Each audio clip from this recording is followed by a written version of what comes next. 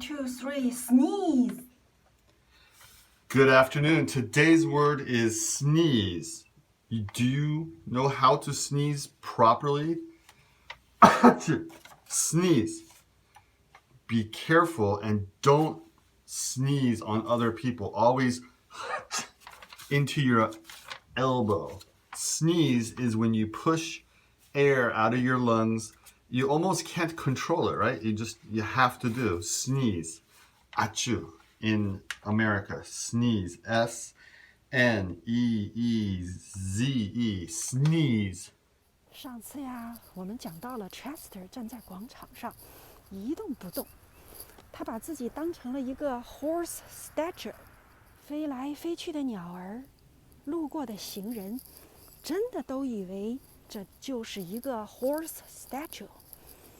终于啊，远远的 Chester 看到有一位女士走过来，她的头上戴了一顶帽子。这顶帽子呢，是一顶装饰着羽毛的帽子。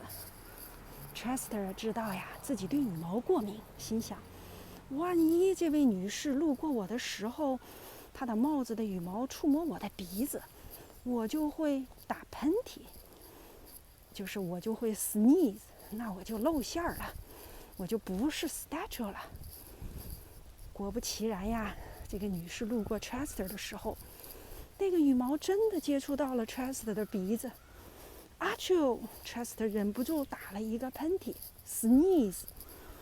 这一事儿呀，把周围的人都惊动了。人们和鸟儿都纷纷的议论说：哎 statue 是不会打喷嚏，不会 sneeze 的，怎么回事呢？这个 horse statue 怎么会 sneeze 呢？所以我们今天讲的这个单词 sneeze， 打喷嚏，喷嚏可以做动词，就是打喷嚏，也可以做名词，就是喷嚏。这个是非常常见的一个词啊。Chester 自己很无趣，回应道 ：“OK。”因为人们说：“哎，这个 statue 怎么会打喷嚏呢？”然后 Chester 自己就回应了他们说 ：“OK，horse do。”意思就是说，好吧，当然了，马会打喷嚏了，好不好啊？然后他就没趣儿的离开了。Chester 继续往前走，走到了一个消防站，他正好听到啊，有一个消防员说：“哎，你们知道吗？很久很久以前呀，我们的工作，我们是用马儿来拉这个消防器械的。”话音刚落，只听消防站的警报刺耳的声音响起来。哦，肯定是哪儿出现了险情了，哪里着火了吧？消防员紧接着沿着那个绳索从那个楼上就滑了下来，从天而降。可是关键时刻，他们坐进了这个消防车里，竟然启动不了发动机。一个消防员着急地说：“哎呦，怎么办呢？”哎，你们想一想 ，Chester 有没有去帮忙啊？好，我们看一下 Chester 让自己做成了 statue。